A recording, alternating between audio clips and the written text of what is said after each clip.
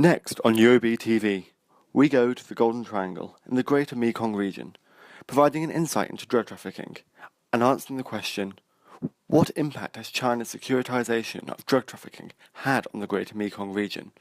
And are its policies altruistic or serving an ulterior motive?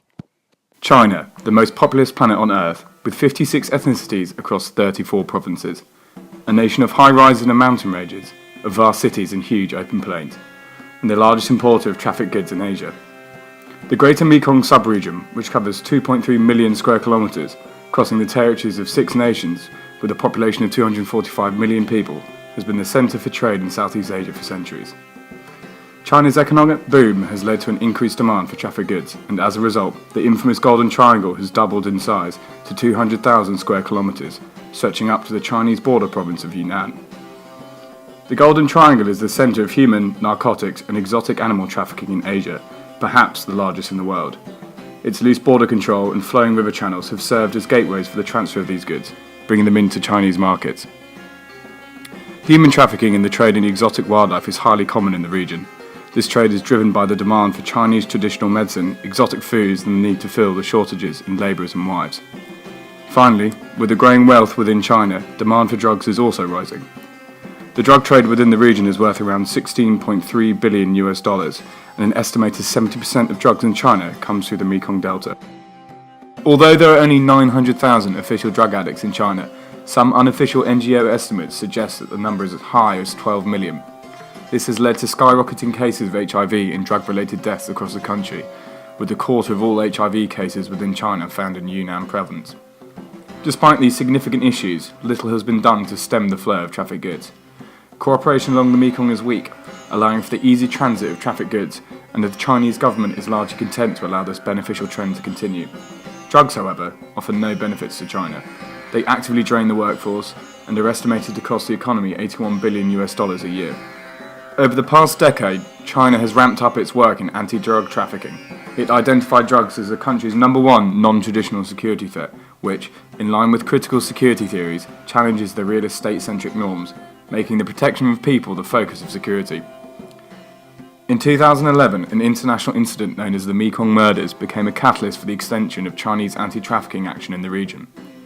Until this time, there had been little attention on drugs as a security concern, but thanks to increased Chinese pressure, drugs became a key focus of regional security cooperation. The Mekong Murders was used as a speech act to securitize drug trafficking and to justify the use of extraordinary measures by the Chinese government. The People's War on Drugs had begun. The Chinese victims of the Mekong Murder were believed to be killed by a rival drug gang, as their ships were found with $6 million worth of methamphetamine pills. The incident sparked national outcry in China and resulted in the temporary suspension of all shipping in the Mekong, reducing the number of ships by around 90%. 2 months later, after reaching a historic security agreement, China, Burma, Laos and Thailand began their first joint patrols of the Mekong. These murders, made more significant by the later televised trial and execution of the non-Chinese perpetrators in China, marked a huge change in the nation's drug policy. China had now brought the issue of drug trafficking to the forefront of its security policy. Although cooperation on drug trafficking has existed within the region for several decades, it only reached an effective and committed level from 2011 onwards. Agreements were made to increase cooperation through law enforcement and patrols. Additionally, China committed to send liaison teams to support and train local officials in Laos and Myanmar. Following the murders, China has increased its cooperation with its neighbours, boosting annual funding for its opium substitution programme from 50 million renminbi to 250 million renminbi.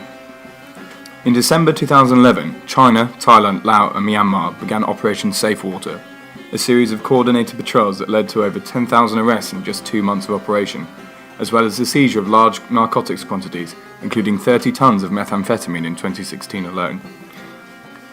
Chinese actions after 2011 are very significant. They mark the first time in 30 years that China has moved its security forces beyond its borders without UN approval. These operations therefore demonstrate that China is willing to take control to protect its own security, even if it undermines the sovereignty of its neighbouring states. Chinese policy, therefore, has significantly reduced the flow of drugs through the Mekong. In 2016 alone, its joint operations were responsible for destroying 26 drug smuggling groups spanning the entire Greater Mekong sub-region. However, some could argue that the policy is merely a tool for China to expand its influence in its neighbouring countries. Despite pursuing its security policy down the Mekong, China has not closed its border to areas like Mong La, an area of Myanmar isolated from Myanmar's security forces and run by a drug baron, where Chinese people can cross the border freely and buy trafficked goods. Moreover, China has been accused of using gunboat diplomacy to achieve its foreign policy goals via establishing military dominance. It's feared that the special economic zones which are currently used for gambling premises could be developed into Chinese military bases. This is resulting in the erosion of territorial and national sovereignty by Chinese expansion. There is debate over China's true intentions for its increased cooperation in the region. Whilst it appears that this is an attempt by the Chinese to stamp out narcotics in the region, critics argue that as well as increasing their influence, China is trying to secure the Mekong for its vast economic potential. In the last 10 years, China has tripled the number of ports in Yunnan and uses the Mekong to export some 300,000 tonnes of agricultural produce every year. It is safe to say that China, since 2011, has put an increased priority on its security within the Greater Mekong sub-region. However, it remains unclear if such action is purely driven by its desire to help reduce drug trafficking, or its main goal is increasing Chinese power and influence in the region.